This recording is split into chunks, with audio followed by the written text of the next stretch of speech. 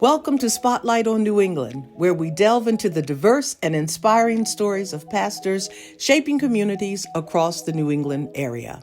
Join us as we unravel their journeys, wisdom, and the unique experiences of these spiritual leaders who are making a profound impact in this region. Get ready for insightful conversations that transcend the pulpit and bring you closer to the heart of each pastor. Good afternoon and welcome to Spotlight on New England. We are in Cambridge, Massachusetts at the St. Paul African Methodist Episcopal Church, where the Reverend Dr. Ellis I. Washington is pastor. Good afternoon, Pastor Washington. It is so good to see you. Good afternoon. It's good to see you as well. Yeah, thank you for making time for us this afternoon to share in the spotlight. Thanks for coming. We would begin today, Reverend, by just inquiring about your pastoral journey. You have had the pleasure of serving in several Episcopal districts and have been in the first Episcopal district now for maybe 25 or more years. But would you share a little bit about your journey to this point? Sure. I grew up in the 4th Episcopal District in Michigan, and I went to a number of different schools, some of them Catholic, so I had some religious education. I was always involved in church. I started off at St. Stephen's A.M.E. Church in Detroit, and then Vernon Chapel A.M.E. Church later, where I was when I was called to the ministry. I was about 15 years old, sophomore in high school, and I experienced a call to the ministry. Early on, people said to me, as I participated in Easter speeches and all of those things that we do in church, "Oh, that boy's going to be a preacher." And I said, as I got older, as I began to be a teenager, 12, 13, I said, no, that's not something I ever want to do. And I always said, preachers talk too much. They got big mouths. They run on and on. And so I had all my reasons. But it was around that 15th year I started to sense that's what God wanted me to do. It was nothing catastrophic that happened in my life. It was just this overwhelming sense that just kept growing and growing, that God was calling me to ministry, until finally I said, okay. And I told my pastor, and all of a sudden that pressure just went away. So that was a great time, but it was also difficult because being in high school and talking about, I feel called to ministry, your colleagues, your friends, they treated you in a certain way, or they would just say, well, that's the preacher boy, so he doesn't need this, whatever this was. Yeah. And so that was, but it was still good, but I still got to hang, but they still said, there's some boundaries. And I think the other thing that influenced me at where I lived in Michigan, I lived close to the A.M. Soul Station, 1440 WCHB. I can remember that. I used to walk to go watch them do their shows. And I also lived under the flight path of the airport. Those two things influenced me a great deal. So that when I went to college, I thought I want to be an announcer, a disc jockey, we called them at that point. But I also wanted to fly. I never wanted to fly as a professional pilot, but I wanted to learn how to fly. And actually, my parents took me and let me do one of those introductory lessons. So I was kind of hooked on those things as well as ministry. So when I went to school, when I went to Morehouse College, I majored in communications because I thought at that point I was going to be a news anchor and a minister at the same time who liked to fly. Yeah. Well, some aspect of all of that. Some aspect of all of that together. And as I started my college journey and did some internships, I got a chance to work at the college radio station in Atlanta, WCLK. I did jazz. A program director who was new in town in Atlanta heard me and gave me the opportunity to take a job at one of the AM stations. And I did the 7 to midnight with the teens and had fun with that. And then that led to an opportunity to go into radio at the FM station, the big station. And at first I did the Fresh Party, which was hip hop. I was terrible at it. I didn't know anything about hip hop, but R&B I was good with, and so they gave me the Quiet Storm, and that's where I really excel. That's where I remember you. Yeah. I'm sorry to interrupt. But you know what? Even that, not that it was a problem in of itself, but the job had me doing a lot of things that were kind of divergent from ministry. I had to do club promotions. I had to do contests of various types. And so a few nights a week I was in a club, and yet I was still, now beginning to pastor. And so it just became harder and harder to reconcile those two things. And so I eventually let the radio profession go until I could go back and maybe do some gospel shows part-time, and started to pursue ministry more directly. And so I started pastoring in Georgia in the 6th District, had an opportunity to come to the 1st District in Philadelphia, and then the opportunity to come to New England. Here's where I am. Yeah. It's been quite a journey, and I'm quite sure that over the last few years with COVID and so much being virtual and digital, that you've had to rely heavily on the skills and things that you learned in radio and other media. I think so. I think when we first went into COVID, my very first service, I remember, was pretty horrible because I just simply did not want to do it where I didn't come to church. Because with the first couple of Sundays, we came to church, even though we didn't let people come. We came to church and we did a service in front of the cameras. And then when we decided it was safer to do it remotely, that first service was actually horrible. But then something clicked, and I sort of said, I'm going to set up my room sort of like a studio. And I had the camera set up, and I had mounts, and I've got this slide board for the sound, and so I made it like doing a radio show, and that's how I really had fun with it. I think there are no wasted experiences. God knows how to use everything. And one of the things I will say that I hear from people that I've pastored along the way is that many of them were teenagers or maybe in their 20s when I served as their pastor. And I've heard from different churches that this was the first time I ever paid attention in church. Because you coming from the DJ background, I was using music as references, current music, slang, those kinds of things to kind of make the spiritual point. And I think a lot of people got it. So I think God knows how to use everything. Absolutely. We all admire your voice, the velvet tone of your voice and your illustrations. And if it's okay, I'm going to just ask, how do you arrive at those? I have different sources. I look for illustrations. Some of them come from books. Some of them come from preachers that I admire, that I know are good with illustrations.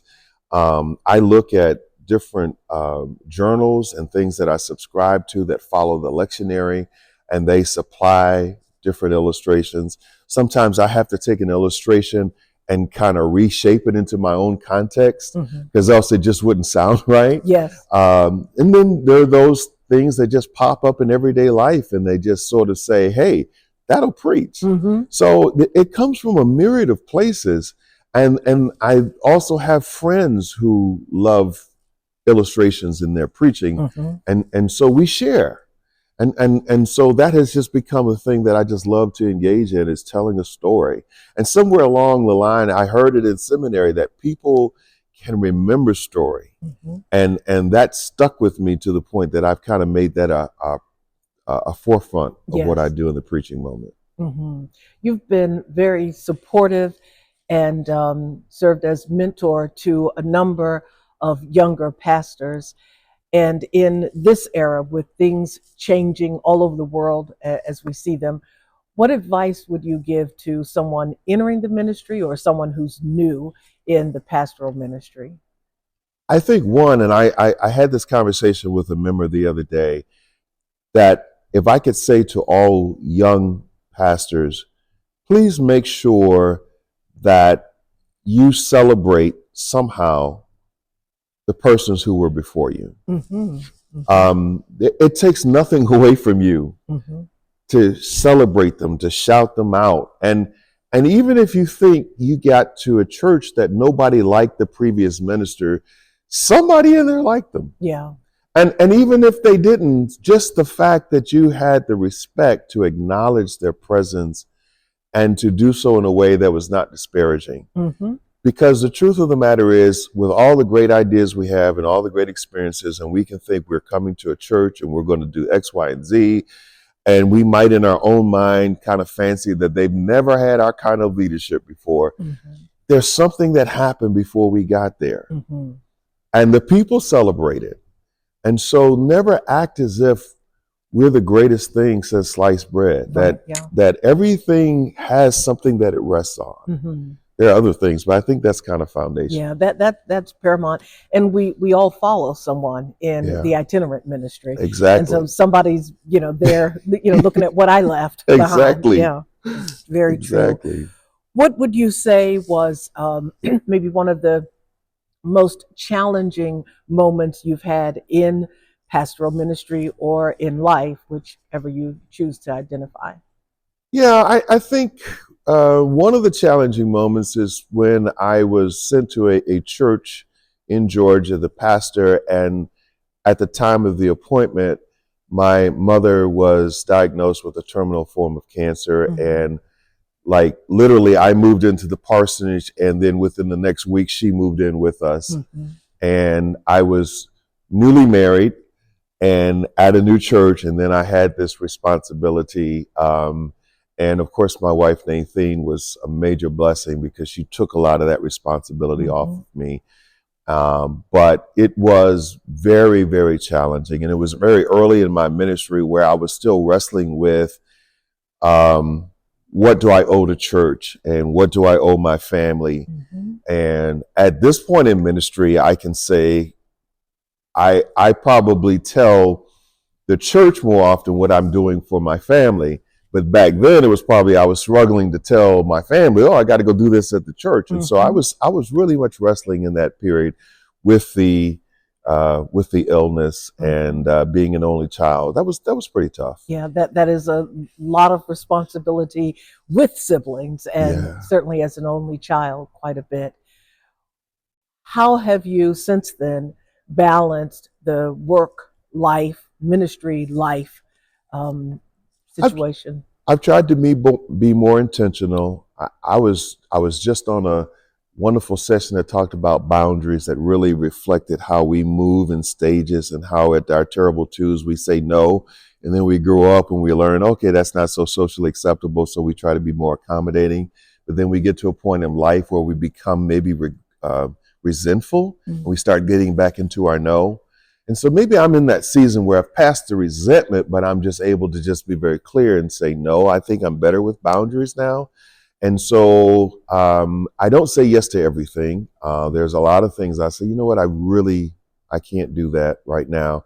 Or this is not the time for me to do that. Or Monday is my Sabbath, Mm-hmm. et cetera, et cetera. I think I've gotten better in that. Some of that has just come with age, though. Mm-hmm. Yeah, and sometimes along the way we feel a little guilty about Yes. carving out time for ourselves or family events Exactly. and such. Mm-hmm. A lot of guilt. Yeah. Pastor Washington, what motivates you? Wow. I think trying to make the message of the gospel and what the church is here to do, trying to make that as clear as possible to as many people as possible, as accessible Mm-hmm. as possible, and also to make sure that, especially in the context in which we serve, that the church experience is as welcoming and friendly as it can be.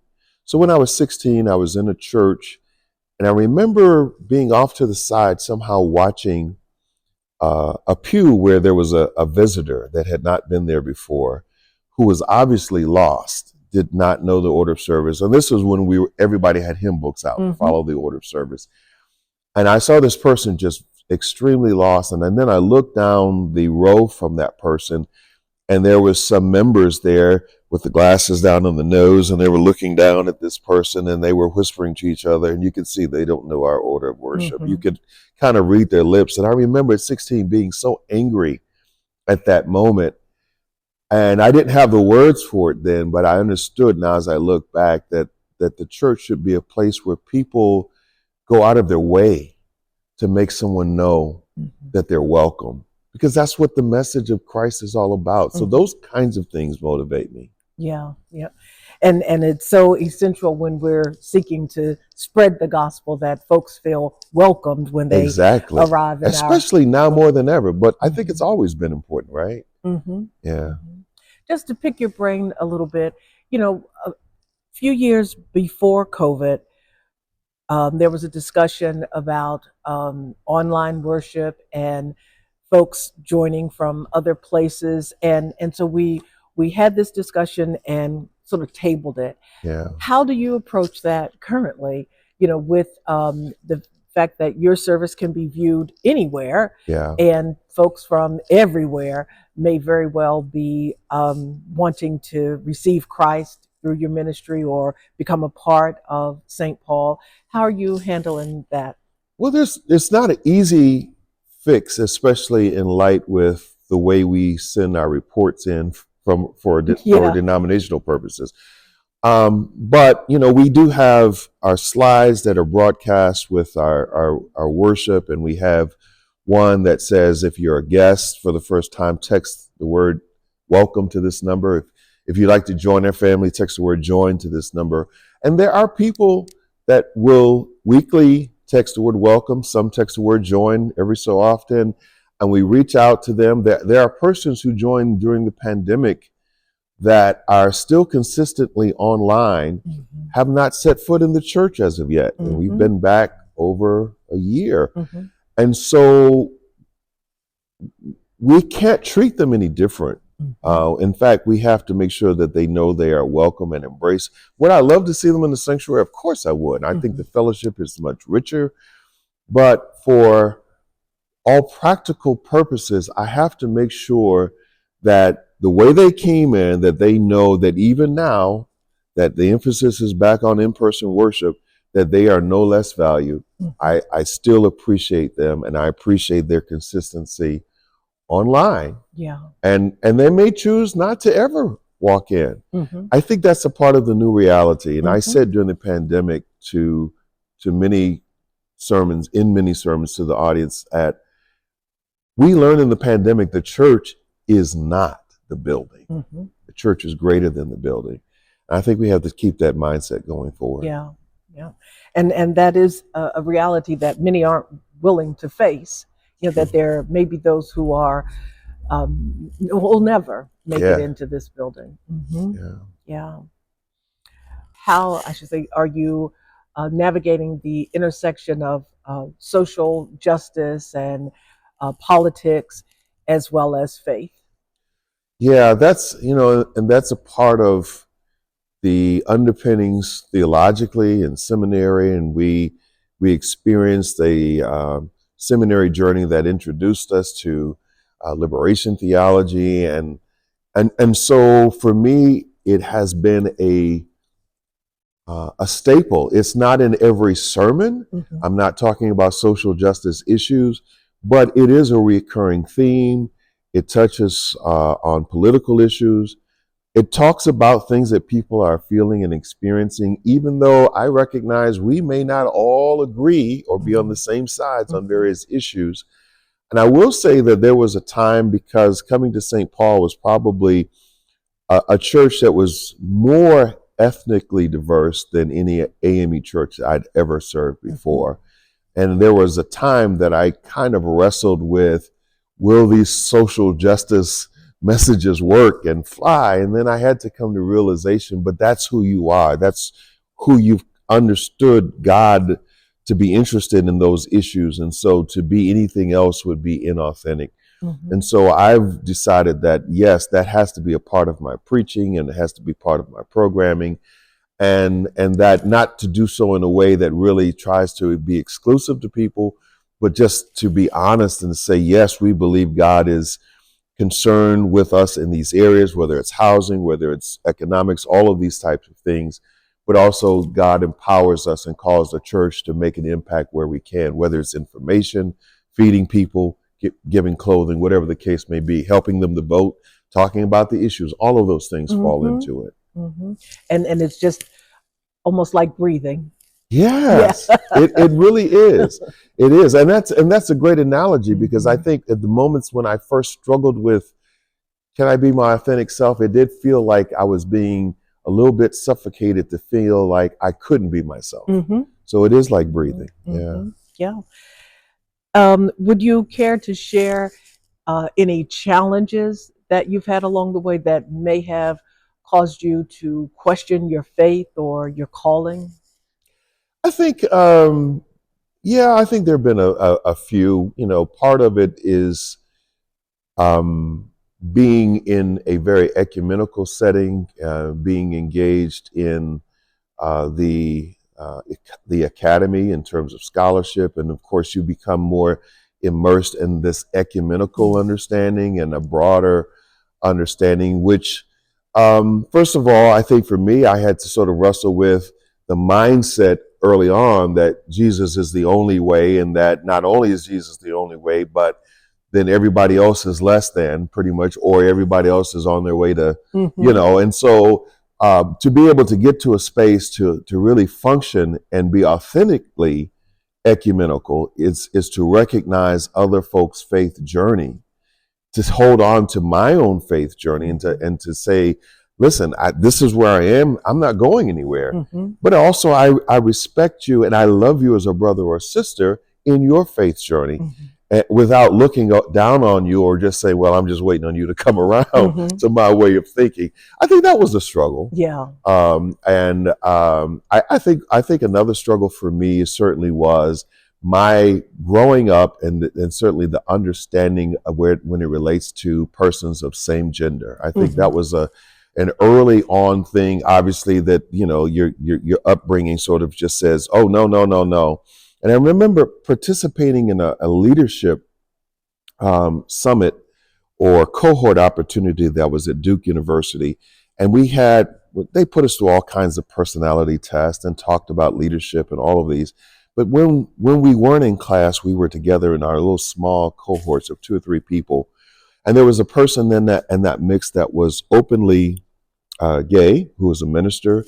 And when that person prayed for me, I sensed the Holy Spirit moving through that prayer. And of course, that put me through just a crisis of faith in a way of sort of saying, that's not what I was taught. I thought that those two things didn't work together. And so that helped me to take a different view than the view that I had grown up with as it relates to that particular issue. That God can use anybody. Yeah. As I'm listening to you, I'm thinking that you have intentionally put yourself in settings to learn more, to be exposed, and to grow. How did you come to that place? Somewhere along the line, I don't know how this came to me, or maybe I read it or somewhere. Somehow it became impressed upon me that I don't grow unless I'm uncomfortable. That where I've seen God move in my life and help me has been in places where I'm out of my comfort zone. And so it's natural for me to put myself in uncomfortable places, because that's where I see God moving. And that's where I see God challenging me and stretching me. And so I say that to the congregation a lot. If you're always comfortable, you're not growing, because you're just resting on what you already know and the things you already heard and what you believe. Just put yourself in a place where you're challenged and watch God do the rest. God is big enough to handle you, keep you, save you, hold you, whatever. Right.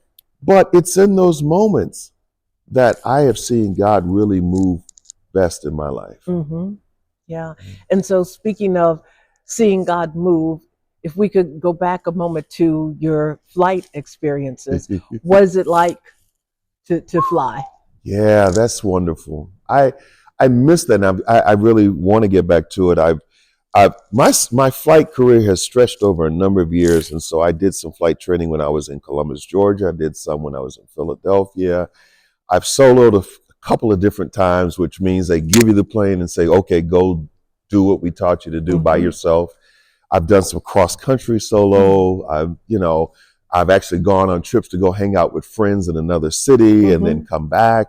So that feeling of freedom is wonderful. It really is. And, just to get up and to sort of look down at people in the little cars moving around and you're just kind of like going on your way. Oh, it is so wonderful. I got to say, though, the first time, there's a couple of experiences. The first time I soloed, I was trying to practice a stall maneuver where you intentionally stall the airplane. You pull it back so that it's no longer flying and then it's going to tip over and start it to drop. But there's a recovery technique, and I had been taught that technique, but it's just that moment without the instructor was just a bit scary. And I just remember like, uh-oh. And then all of a sudden it clicked in. This is what you do. Like, oh, yeah. Push the yoke forward, full power, all of that. But I've had some moments where that, and again, that's being in a place where I was uncomfortable, but I trusted God. And I still say that, so, people say, well, I would never get in a little plane that small. And I'm like, hey, God is up there. So. Right. that stall and recover can certainly be used in daily life also, Oh, elder. Plateau and let me make a note of that. I voted for you. Yeah, definitely so. Yeah. And can you share, if you choose, a memorable moment where you really, saw God moving greatly in the midst? I've had maybe not one, but I've had some experiences where before a big challenge, it could be a challenging meeting or it could be some challenging situation, and just sort of in prayer moments, in those meditative moments, sort of just sense God's presence. And it's not always the same. I remember as a kind of a young, I don't know, maybe, I don't know if I was a child or early teens, whatever, but I just remember sort of the sense that like the voice from heaven when Jesus was baptized, I'm well pleased, I'm with you, that kind of thing. I felt that. Didn't hear that audibly, but I felt that was being said. And then other times it's just this sense of calm. It's almost as if God had somehow manifested in a way that I could just feel God's presence close by to say everything is fine. And those moments are wonderful because God knows we can work ourselves up into a lather about something. Sometimes it's real, sometimes it's not as real as we think it is, or not as bad as we think it is. But just having that sense of communication with God, the sense that God is present. Yeah. And when God manifests God's self in such a way that just fills the room, makes you want to cry, whatever it is, you just say, thank you, Lord. Yeah. And beyond a shadow of a doubt that it was God's presence. Yes. Yeah. Shifting gears a little bit, if you could have a conversation with 3 people, who would you select? Oh, wow. Past or present? I certainly think Dr. Martin Luther King Jr. would have to be very high on the list. So in awe of his ministry and his work and his journey and the way that he found himself kind of being sort of sucked into this vacuum of leadership. It's not like he just woke up one day and said, I'm going to be a civil rights leader, but then to take on that responsibility and to prick the conscience of a nation, not just lead Black folk, but really challenge a nation. I'd love to have a conversation with him.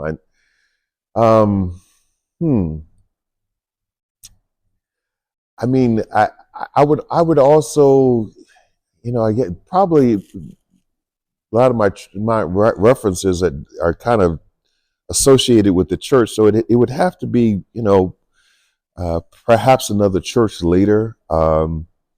maybe Richard Allen, you know, because I admire his work, and I admire the time that he lived in to take on the work that he did. And I would just love to know what he was really like personally, as opposed to just what we read about Yes. Richard Allen. And then I think the obvious one, if you know, and prayerfully we will get this one will come. We'll get a chance to see Jesus. But amen. You know, can I just talk with Jesus for a little bit and be like, Jesus, what do you think about all these people in your name today doing all of this stuff? Yeah. Like, can you give me the real deal? Right. So yeah. Yeah. I said to Brother Lovelace the other day, there was a question asked about what he wrote in the ground with the woman caught in adultery. Yeah. And I said, that's a question we can ask when we see him, you know? Exactly. Yeah. That's a good one. Yeah. And how would you like to be remembered? Wow. I don't know. It might go back to what I spoke about with the young folks that I pastored that said, I listened. I got it. I heard it for the first time. It was interesting to me. I think if I could be remembered along those lines, as somebody said, I'd somehow made the message of the gospel clear and interesting and applicable to their lives. I would hope that would be a major part of it. And that would be worth it, you know. It would all be worth it. Yeah. I would think so. Yeah. I would think so. Is there anything you'd like to share more about the ministry here at St. Paul, or what may be coming up, anything at all? Well, we've just celebrated 150th anniversary in October. So I celebrated 10 years here in November.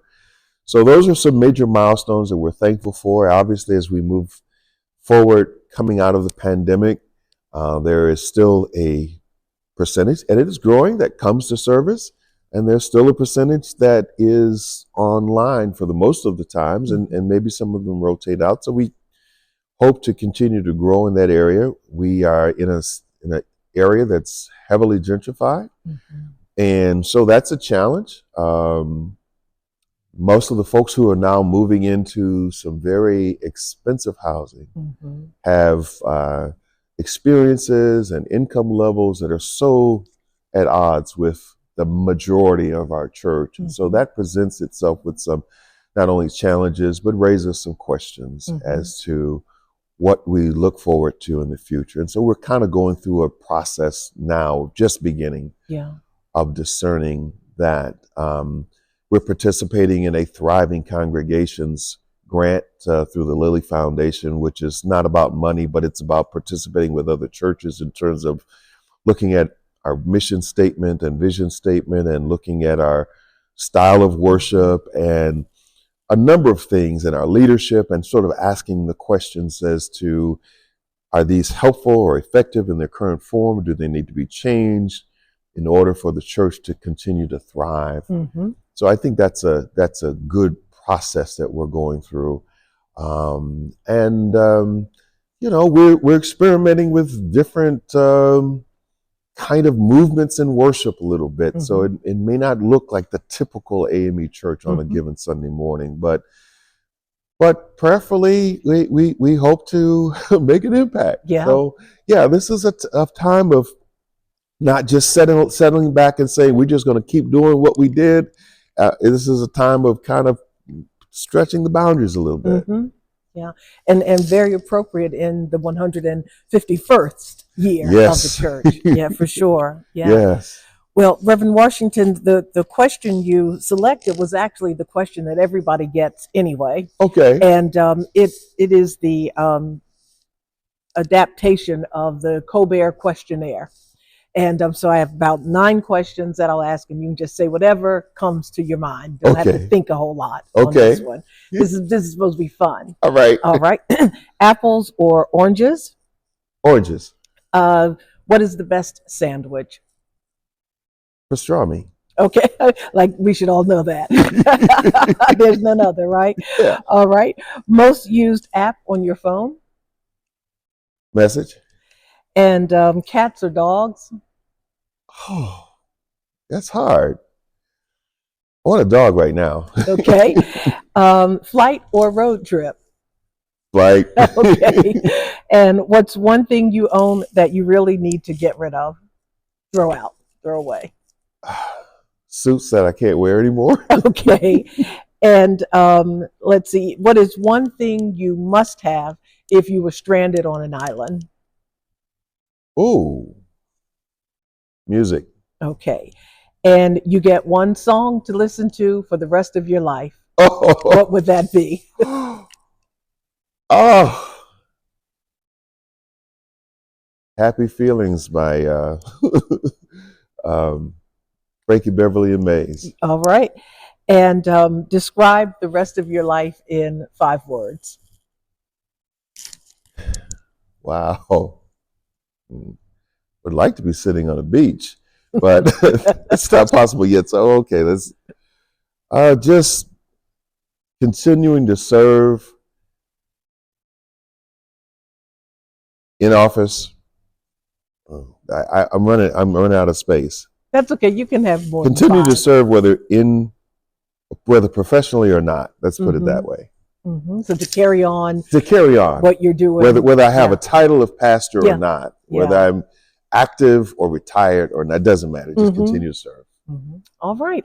Well, thank you, Pastor Washington, for your time.